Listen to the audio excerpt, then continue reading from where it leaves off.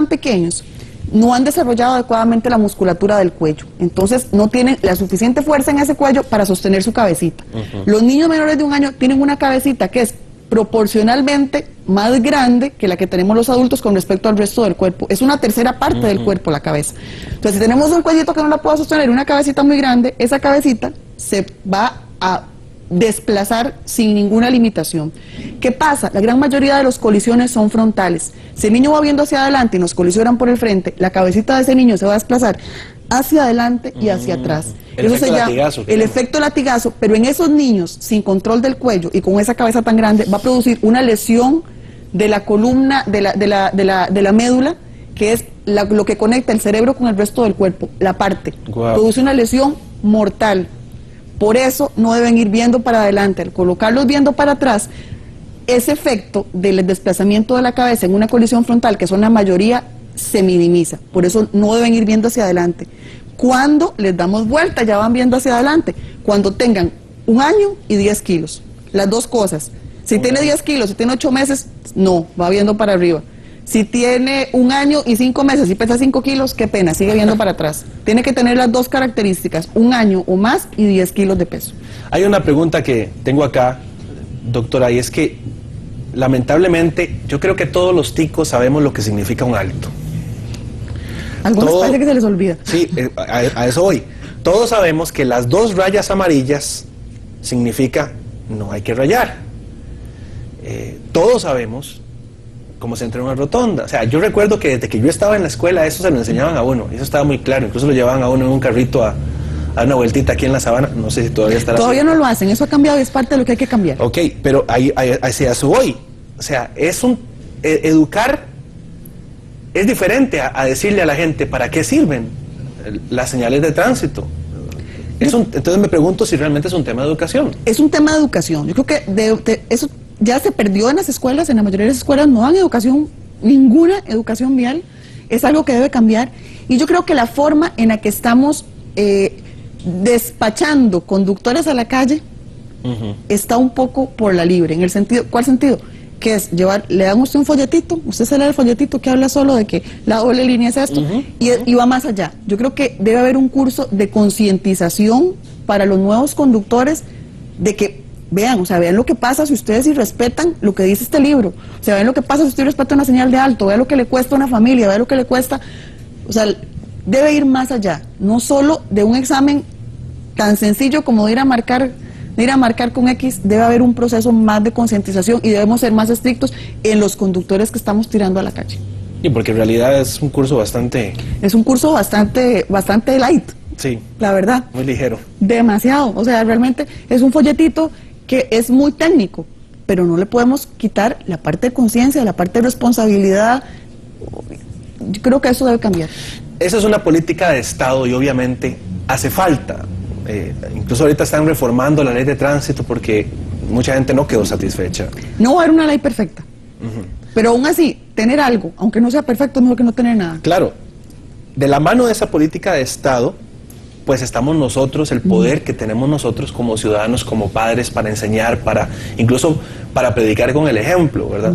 Eso de predicar con el ejemplo es muy importante. Está probado que los hijos de papás que usan dispositivos probablemente van a usar dispositivos. Los hijos de papá y mamá que no usan dispositivos no lo van a hacer. Es ilógico que yo le diga a mis hijos, tienen que ir sentados en su sillita, ir amarrados cuando yo voy suelto. O sea, tenemos que empezar nosotros mismos los adultos por decir, ok, todos nos amarramos. Es más fácil que nuestros hijos aprendan con el ejemplo. ¿Y qué tal, por ejemplo, utilizar ese mismo argumento para todo lo demás? Debería ser así. Porque yo sí tengo que decirlo. Aquí el que está libre de pecado, que tire la primera piedra, y ese no voy a ser yo. A mí mi hijo el otro día me dijo, papá, ¿por qué vas tan rápido? Con 6 años. Cambio generacional, ya tenemos una generación diferente. Sí, de veras que es, ok, sí, tenés razón, Dani, voy muy rápido, gracias por hacérmelo notar, pero todos lo tenemos así, es como el proceso no es sencillo, ¿verdad? Pero ¿qué otras cosas podemos hacer para inculcarle a nuestros hijos eso? O sea, tal vez en esta generación, no veamos lo que estamos sembrando, pero es muy claro que lo que sembramos, eso lo cosechamos. Es más fácil educar a nuestros niños, para que nuestros niños nos reeduquen a nosotros, yo creo.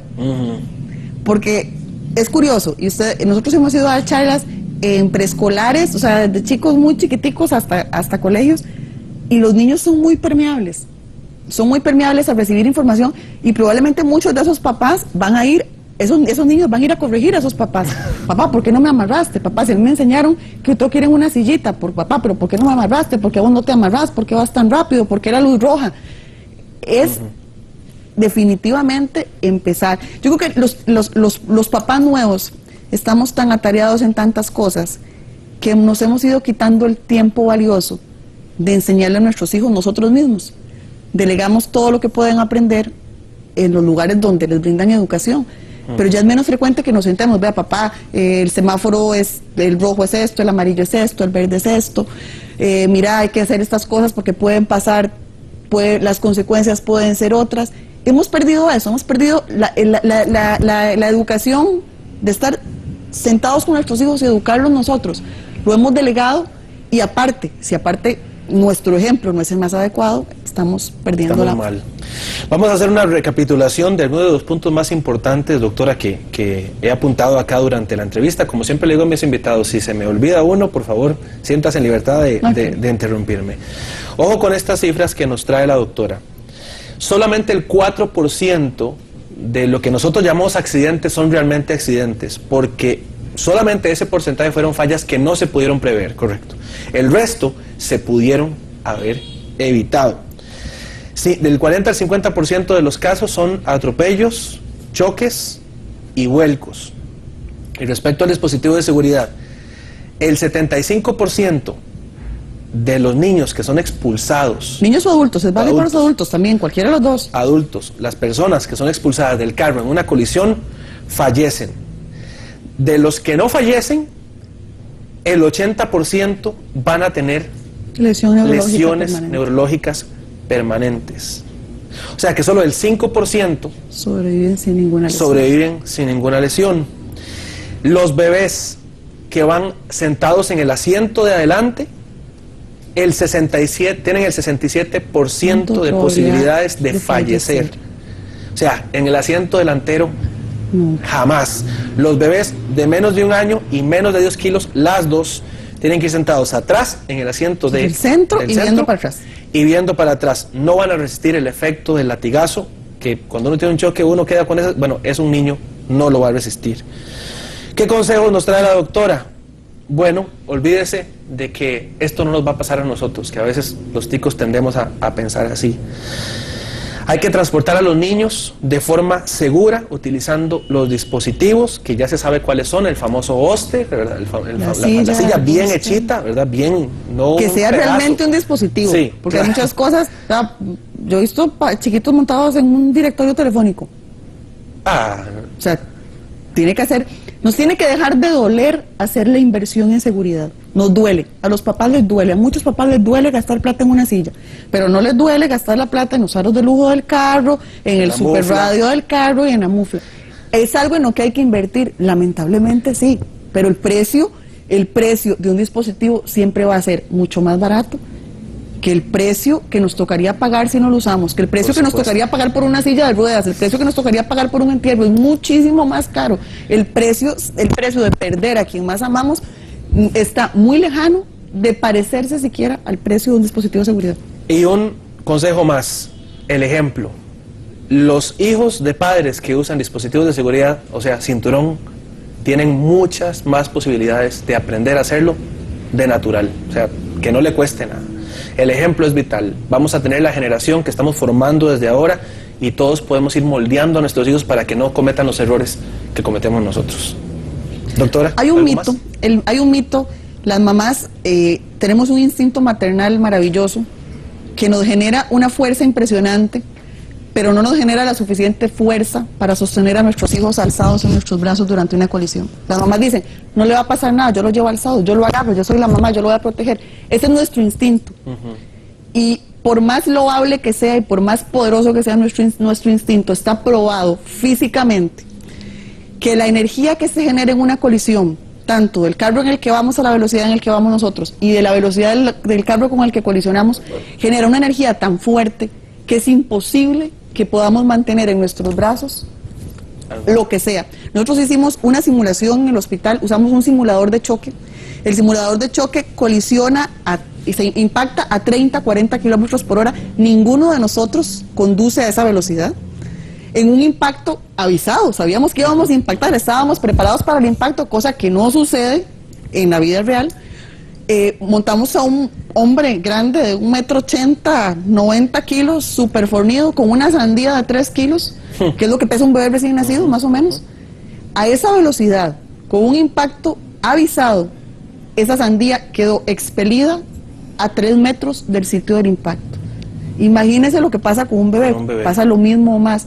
Por más fuerza que tengamos, por más grandes, por más fornidos, por más instinto maternal, no vamos a poder mantener a nuestros hijos en nuestros brazos y se van a convertir en proyectiles que van a salir volando de los vehículos.